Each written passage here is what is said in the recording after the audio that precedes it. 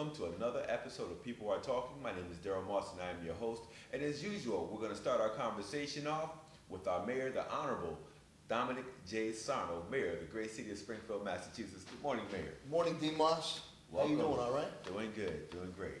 How's everything and how's the city going? We got some great things happening. Some great things have taken place this summer. It's been incredible.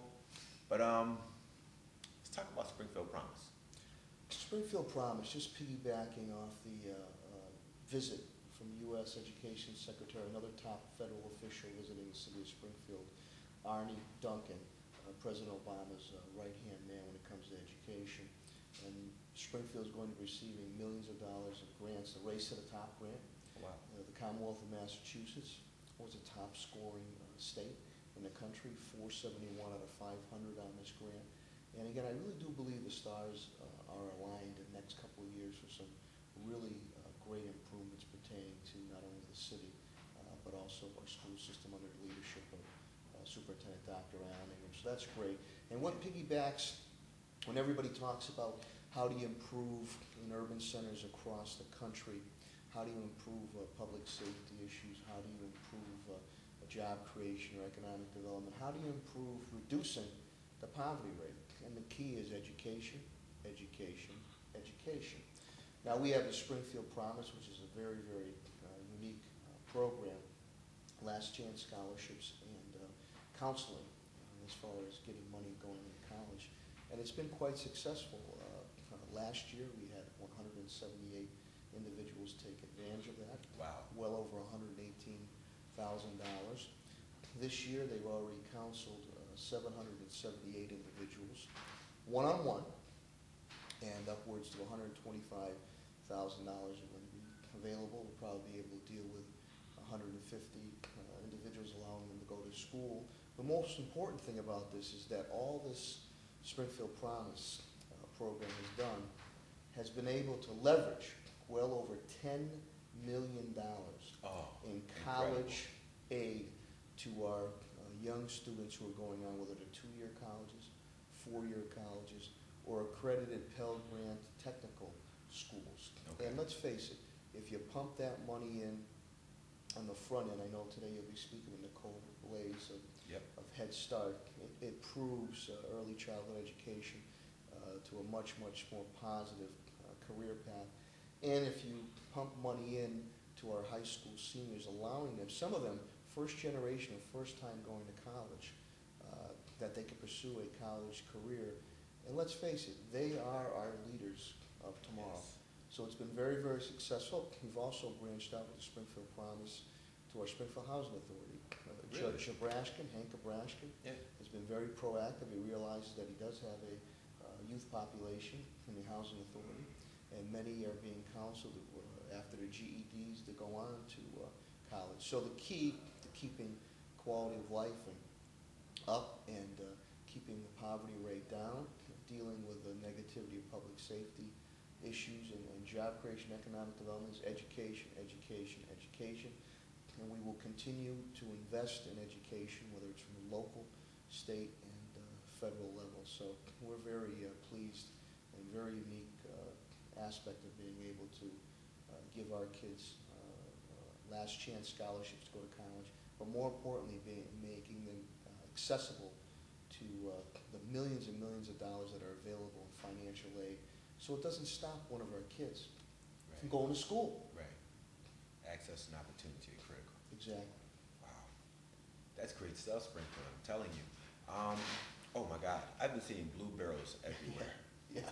What's happening with the single stream? It's great stuff. Very, very excited. Again, City of Springfield is cutting edge. We're being not only recognized through the state, but recognized nationally for our single stream recycling program. And I really want to commend Al Schwalik and DPW for the efforts. I was so excited when I received my blue barrel a couple Saturdays ago. I called Al to thank him.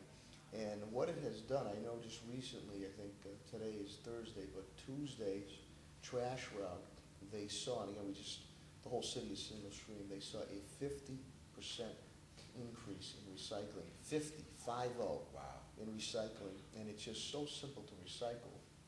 Now, everything goes in that large blue barrel, whether it's cardboard, newspapers, cans, glass bottles, etc. It's just, you don't have to separate anything, it goes right in. And now what's important about that? A couple things. One, obviously it's good for the environment, and Springfield is going very, very green, whether it's publicly or privately, the private sector. But also, it's important to the bottom line of the budget, and helps you control trash costs, which are ever escalating. You see a lot of other communities around us. I believe Northampton is going through a landfill issue now. Where are they going to put their trash?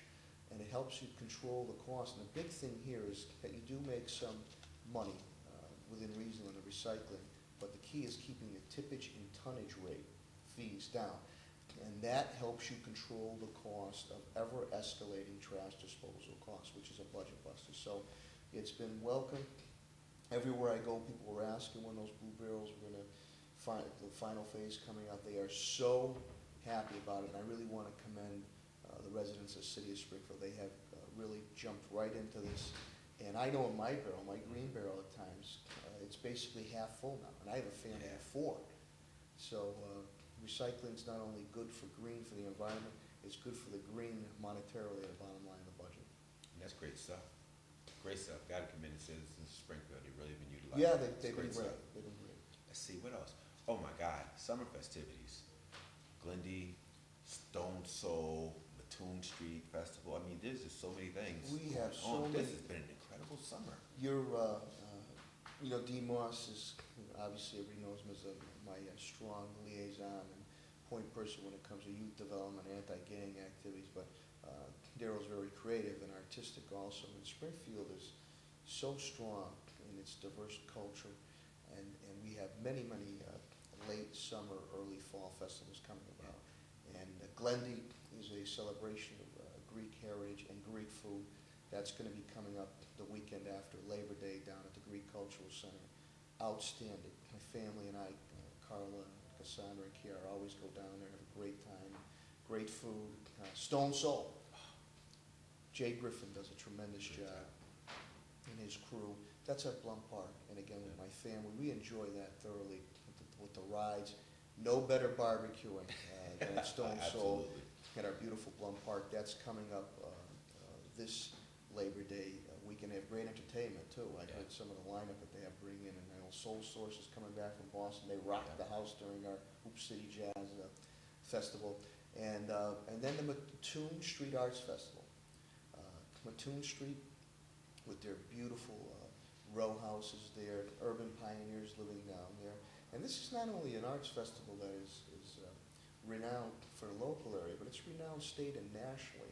And to Bob McCarroll and others who worked very, very hard on that, that's coming up the weekend after Labor Day. So we do have a lot of good cultural affairs and festivals finishing up late summer, going into early fall, really highlighting the good of the city of Springfield. Great. And also for the Stone Soul boxing fans, Marlon Starling, we used to do Marlon Stomp, yeah, Starling Stomp. Yeah, he's going to be there on Saturday. So great stuff. He was the former WBA welterweight champion of the world, right down from Hartford, Connecticut, but he had a lot of ties to Springfield. I think recently he was just at my old South End Community Center, which we're running continue to run the boxing program there under Wilbur Cameron, who was a 7-time AAU champ, and the Neutral Corner, which Daryl's very involved with, Gianna Allen Tuck, which is helping a lot of our middle school kids not only learn boxing skills, but more importantly, learn life skills and educational skills. So it's some great stuff going on in the city of Springfield. Great. And even better, we have some technology news and information for folks. Yes, we do. Besides having the police officers, our brave and dedicated police officers, men and women on the street, it's important that we continue to ramp up when it comes to technology. And I really want to commend Commissioner Fitch and Congressman Richard E. Neal. Richie has been great. We're bringing in another grant for about $267,000 today, dealing with communication, transportation, and other aspects that is so important, because this does not come out of the bottom line of the city budget. Again, it's technology that deals with communication aspects, getting information to and fro to our patrol people who are out there, transportation. There's some money coming in that's going to help enhance some of the cruisers and some of the motorcycles that we have. And obviously technology. I think there's a walkie-talkie communications component, I think upwards of 100 or more, which probably costs, or 80 to 100 or more, which probably costs $1,000 a whack. And again, this does not come under the general fund budget. It's a grant, and I'm very grateful to Congressman Neal, who continues always to be there for the city of Springfield. This helps on the front line as we continue to fight crime and public safety issues and quality of life. Police cannot do it all. We need your help. There obviously has to be a continuum of services,